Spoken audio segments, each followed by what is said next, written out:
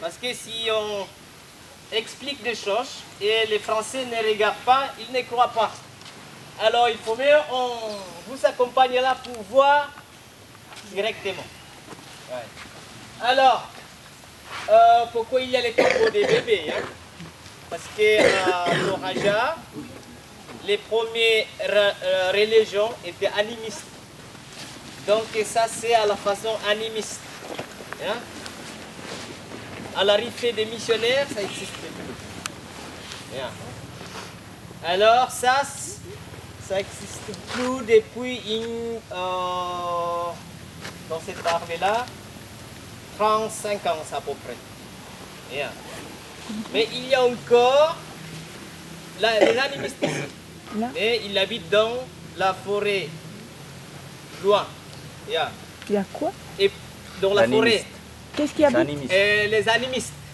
Yeah. Il y a encore 2% de la population. L'ancienne religion.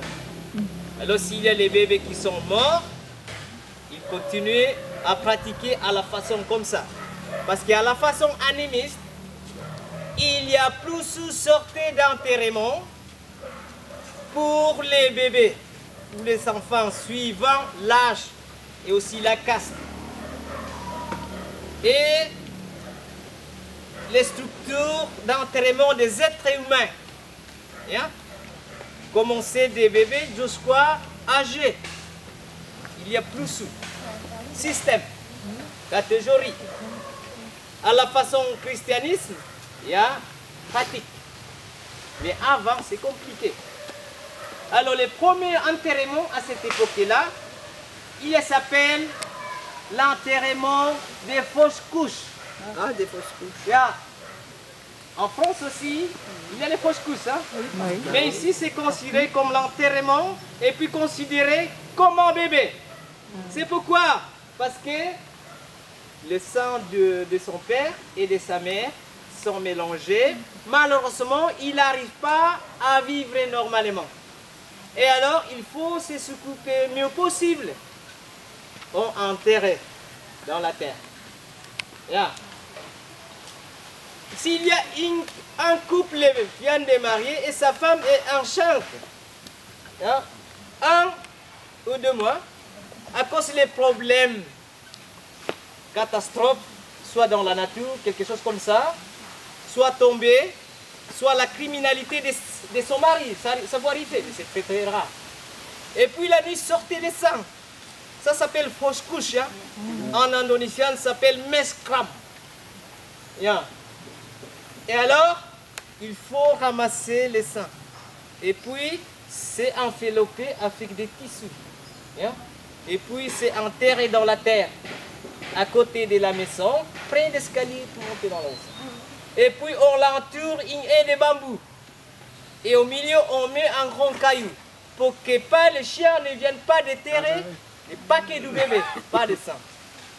Maintenant, il n'y en a plus ça, c'est considéré comme des sang. C'est méchant quand même ça. Oui. Il n'y a plus maintenant comme ça. Il n'y a pas les sacrifices ni cérémonies religieuses. Seulement pour s'occuper de votre sang. Yeah. Et puis, ça c'est pour tous les castes. Et le 12e enterrement, pour l'être humain ici, il s'appelle l'enterrement prématuré. Yeah.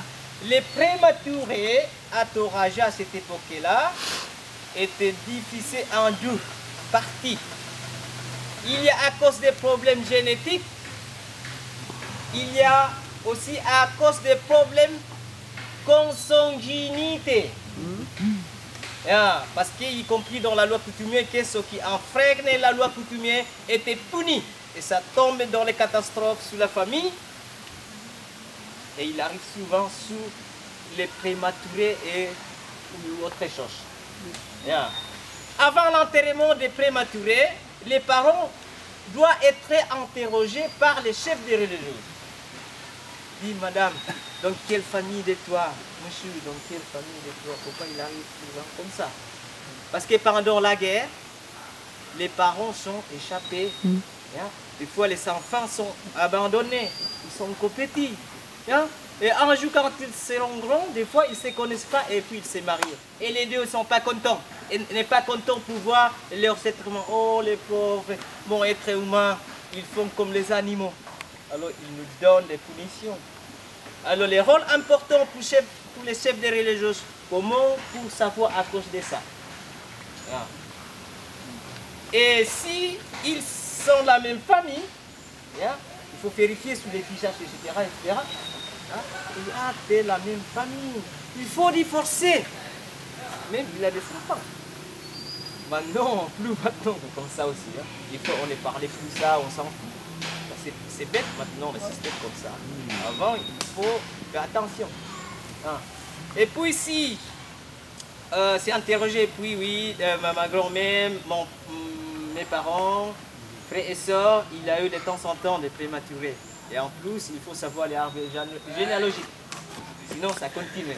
Malheureusement, si c'est construit, c'est bête dans ces traditions, il n'enterrait pas si mieux possible. Des fois, j'étais dans les buissons comme ça. Oh, c'est triste. C'est à cause des émotions, peut-être. Hein? Émotions. Ça, c'est pas bien dans les traditions pour agir comme ça. Ah, pourquoi on fait comme ça? Et c'est pas la faute des bébés. Hein? Ah, ouais. C'est pour ça qu'on n'est pas parfait. Yeah. Personne parfait. Ouais. Et puis, le troisième enterrement, il y a s'appelle l'enterrement avec des placentas. Yeah. Les Toraja doivent être enterrés avec leur placenta. Pour ne pas séparer comme les gens d'ailleurs. Yeah. Pourquoi? Pour que les mentales restent toujours dans la même plan, dans la même mentalité. Yeah. S'il est né ailleurs, des fois leur placenta s'est amené jusqu'à là pour planter dans leur village d'origine. Yeah. C'est comme ça quand ils sont morts, il faut enterrer ensemble. Parce qu'il y a les bébés qui viennent de naître et puis il est mort à la suite. Les placentas sortent encore restent encore dans l'estomac. Quelques minutes, ils sortent, il faut regrouper dans la position des feuilles tous. Et puis on enterre ensemble à derrière de la maison dans la position à l'ouest. Jusqu'à maintenant, ça existe encore ça. S'il y a les gens qui quittent le pays et ils ne retournent jamais, ils ne se souviennent jamais de leurs parents ou famille, disent comme leur placenta est jeté dans l'eau, dans la rivière, comme les Indiens. Ils ne retournent jamais dans leur famille. Ils ne se souviennent jamais de leurs parents.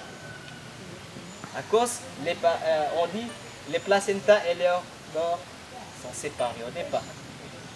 Ça, c'est à la façon animiste. C'était bien quand même. Ça, c'est pour toutes les classifications. Et puis, le quatrième enterrement, il y a s'appelle l'enterrement des bébés sur l'arbre.